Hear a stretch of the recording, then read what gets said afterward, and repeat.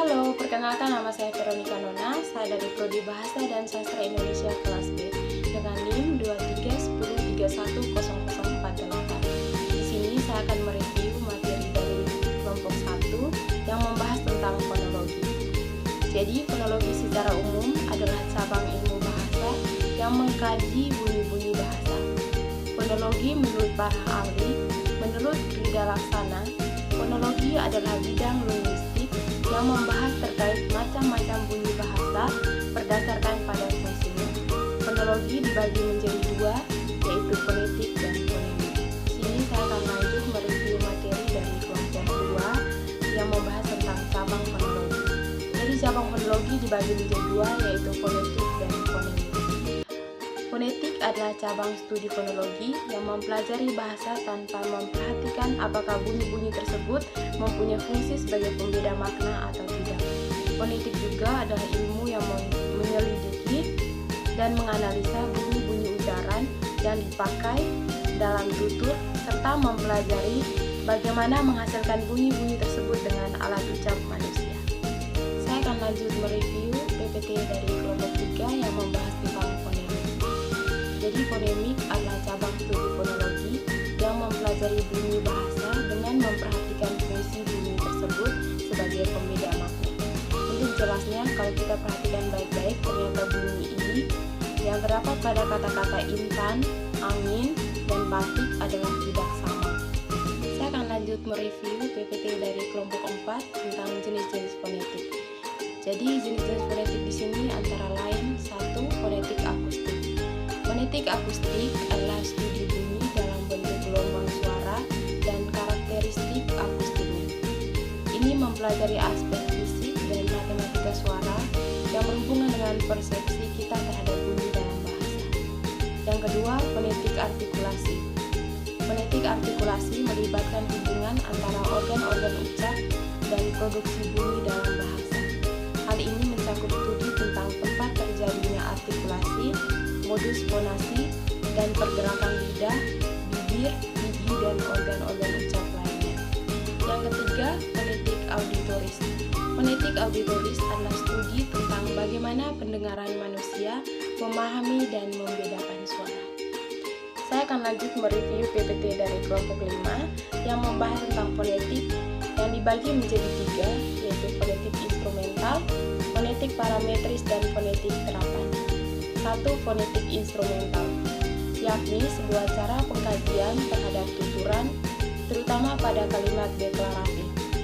Yang kedua, fonetik parametris, adalah pendekatan dalam fonetik yang memandang bicara sebagai sistem fisiologis tunggal dengan variabel-variabel artikulasi dalam saluran suara yang terus-menerus bergerak dan saling bekerjasama dalam dimensi waktu untuk menghasilkan bunyi yang disegmentasikan oleh pendengar menurut kaidah bahasa yang berlaku.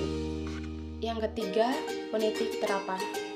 Fonetik terapan adalah fonetik yang berkaitan dengan cara-cara yang benar dalam suatu bahasa dan bertujuan untuk mengoreksi masalah-masalah pengucapan.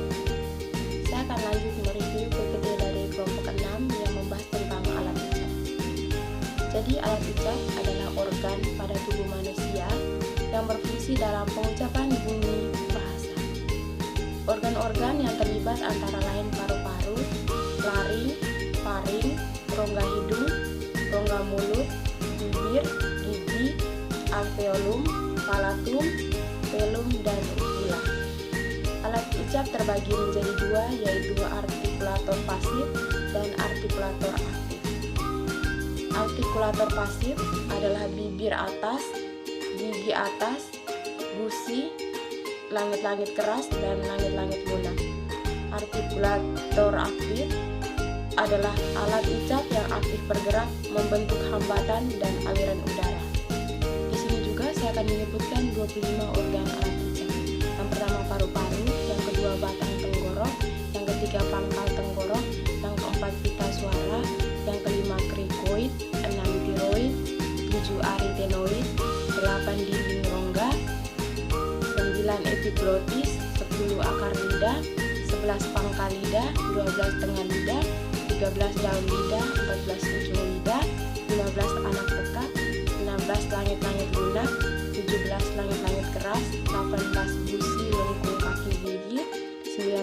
gigi atas, 20 gigi bawah, 21 bibir atas, 22 bibir bawah, 23 mulut, 24 rongga mulut, 25 rongga hidung. Saya akan lanjut mereview PPT dari teks 7 yang membahas tentang konsonan.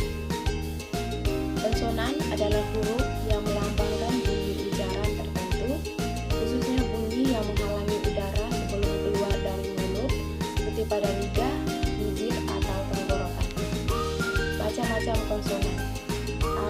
Konsonan labilial, yaitu terjadi apabila dua bibir tertutup, di mana keduanya berfungsi sebagai artikulator dan artikulasi. B. Konsonan labiodental, yaitu gigi atas sebagai titik artikulasi dan bibir bawah sebagai artikulasi. C. Konsonan apikodental, yaitu ujung lidah sebagai artikulator yang dipertemukan dengan gigi atas sebagai titik artikulasi. D. Konsonan apikopalatal, yaitu ujung lidah sebagai artikulator yang dipertemukan dengan langit-langit atas. E. Konsonan palatal, yaitu bagian tengah lidah sebagai artikulator dan langit-langit keras sebagai titik artikulasi. F. Konsonan velar, yaitu apabila belakang lidah sebagai artikulator dan langit-langit lembut sebagai titik artikulasi. G. Konsonan glotal, yaitu celah antara dua pita suara yang tertutup rapat, menghasilkan bunyi hanta, seperti K, yaitu dalam kata adik, dan lain sebagainya. Kita lanjut mereview PPT dari kelompok 8 yang membahas tentang intonasi. Menurut KBBI, intonasi adalah lagu kalimat, naik turun suara, panjang pendeknya ketika berbicara atau membaca. Beberapa ahli bahasa menjelaskan pengertian intonasi sebagai berikut. Intonasi adalah kerjasama antara nada, tekanan, durasi, tutur, dan perhentian-perhentian yang menyertai suatu tutur dari awal hingga perhentian terakhir.